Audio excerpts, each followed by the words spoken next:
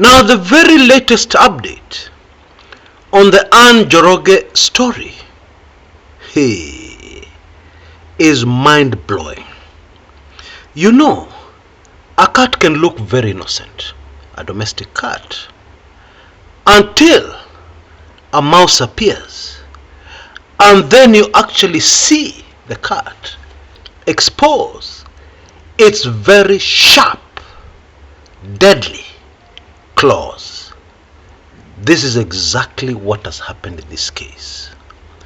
After missing for about 4 days, businesswoman Anne Njoroge, who is behind the importation of about 100,000 metric tons of diesel, suddenly reappeared at the court hearing in Mombasa this morning, and she had quite a story to tell. And this story is very instructive. And for anybody doubting my earlier video on this issue, for anybody doubting what is really going on in the country called Kenya right now, something terrible, a Kenya Kwisha thing, on hearing Anne Njoroge's story, should run out of excuses for saying something else is happening. Now, before we go into the movie that was her experience, actually a horror movie, I would like to draw your attention to a few very disturbing points about the story. Point number 1, the businesswoman went to see the cabinet secretary in charge of energy. Now note very carefully, not the cabinet secretary in charge of internal security, who is supposed to control the police, security forces, DCI, etc., etc. No! She went to see the cabinet secretary in charge of energy.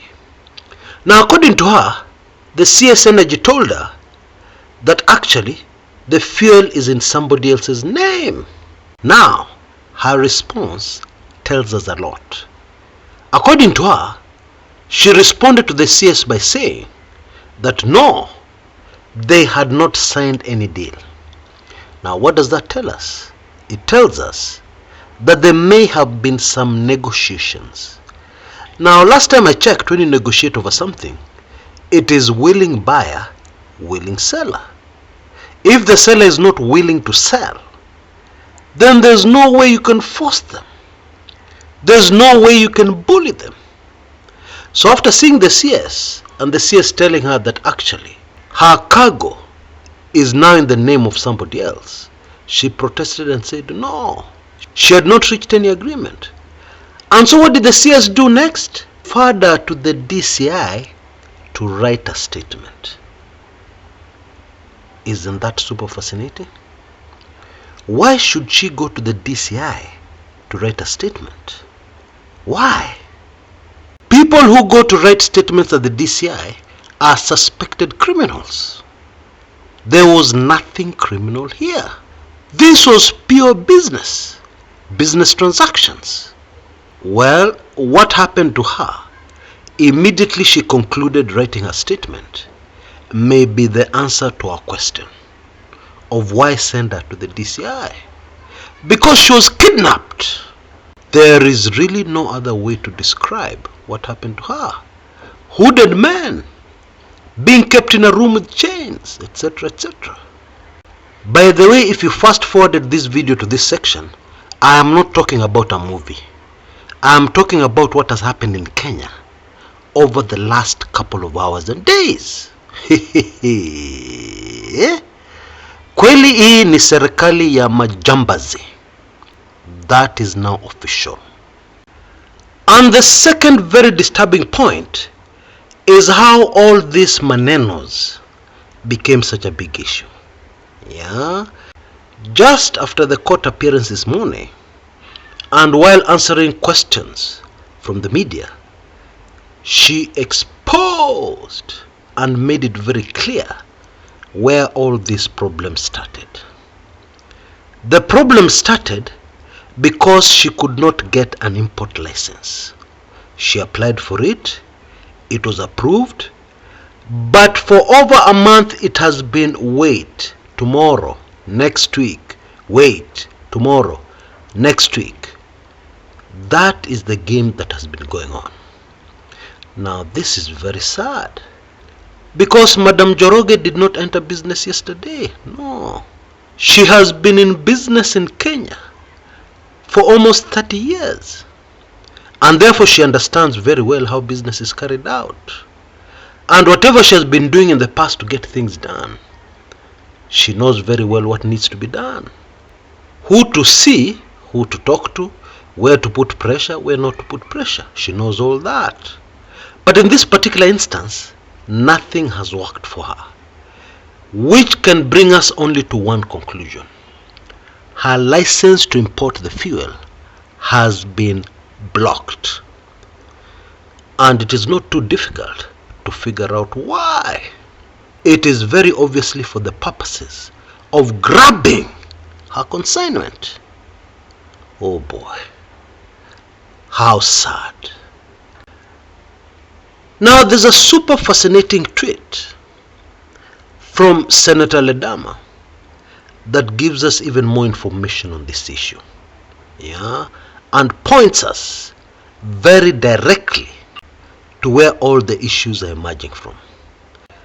Because what is happening here is the cost and the possible selling price.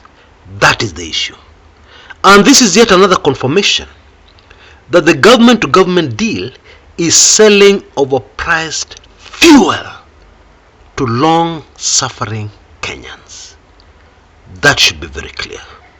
Now, kindly allow me to give you a heads up before we proceed to part 2 of this mind-boggling, mind-blowing development. At least this information will prove to be valuable to some of us on this channel. Now, we all know that times are very hard, and people in business, people want to promote their businesses, are having a very difficult time reaching their potential clients. And this is critical for any business to survive during these hard times. Somehow you have to get business. Now I have the greatest news. This channel reaches a very unique audience. Kenyans in the diaspora, older Kenyans. Other channels reach a lot of young people. And unfortunately, most young people don't have much purchasing power. But the purchasing power in the views on this channel are huge. And we have proved that. Somebody advertised some land the other day in Naivasha. Within hours of that video going up, it was sold. And we're talking about a double-digit million. And therefore, if you have a product or service that you need to promote, I think you should seriously consider sponsoring a Kumekucha video. That means that you get a mention in one of my videos and a lot more to let others know what you're doing. And I'm sure a lot of your potential clients always tune in very regularly to this channel. And therefore it is a fabulous, amazing opportunity for you to reach your audience very cheaply and very effectively. Kindly check in the description area of this video for more details. And then you can also send me an email on that email address you see on your screens right now, or even call directly on that number for more information. Now, of course, space is limited.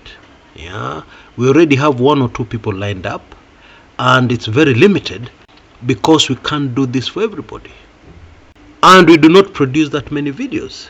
Therefore I suggest that you take action immediately so that you don't lose this golden opportunity.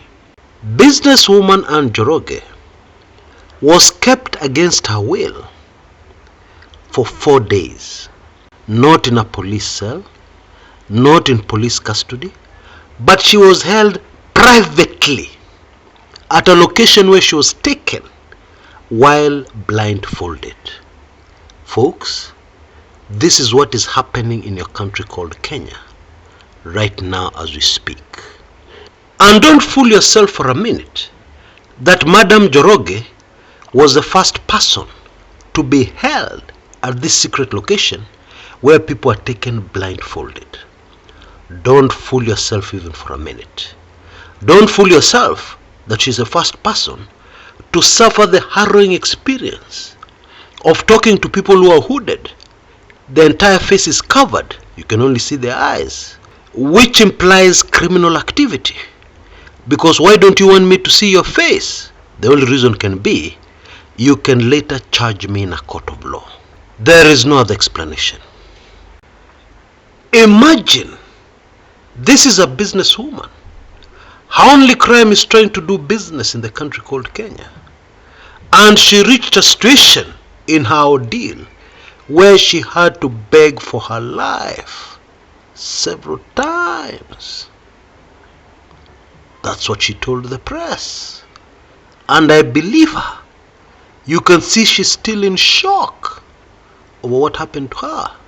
What kind of people do we have running the country called Kenya? What kind of people are these? How do they think? Are they even fit to be in leadership positions? To be in positions of responsibility over Kenyans? Clearly they are not. Because if this is the way they're operating, then as a country we are done. Remember, we're in the information age. These videos can be viewed from anywhere in the world.